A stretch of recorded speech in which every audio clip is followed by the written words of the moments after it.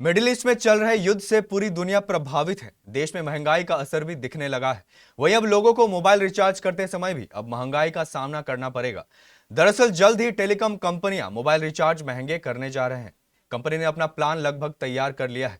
ऐसे में बड़ा सवाल यह है कि आखिर किस महीने से मोबाइल रिचार्ज महंगा होगा और ये महंगाई कितनी हो सकती है। इस खबर से जुड़ी पूरी जानकारी देखिए इस खास रिपोर्ट में।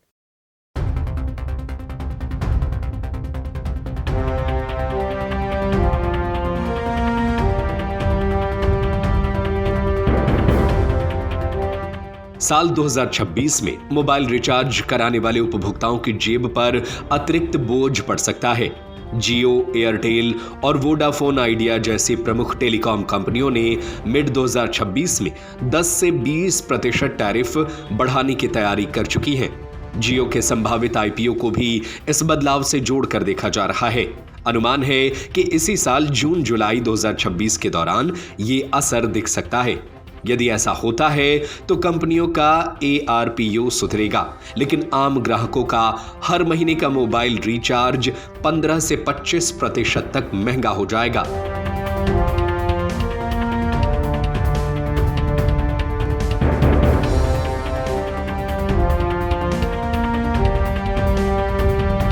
टेलीकॉम सेक्टर में पिछली बड़ी दर बढ़ोतरी 2024 में हुई थी।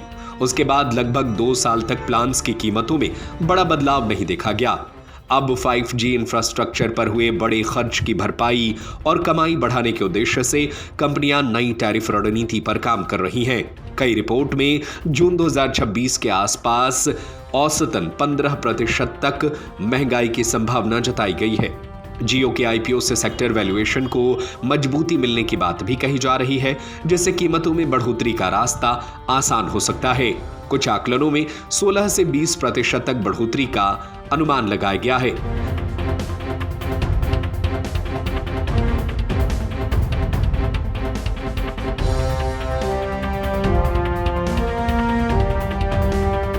संभावित बढ़ोतरी का असर प्रीपेड, पोस्टपेड और 5G बेनिफिट्स वाले प्लान्स पर दिख सकता है।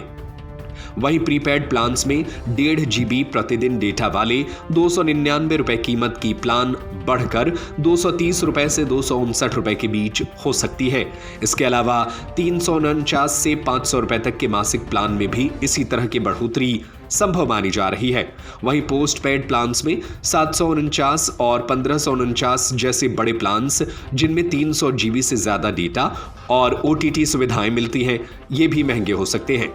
अनलिमिटेड 5G 2 GB प्रतिदिन से कम डेटा देने वाले प्लान्स में अनलिमिटेड 5G को लेकर पाबंदियां बढ़ सकती है या लिमिट से जुड़े नियम बदले जा सकते हैं।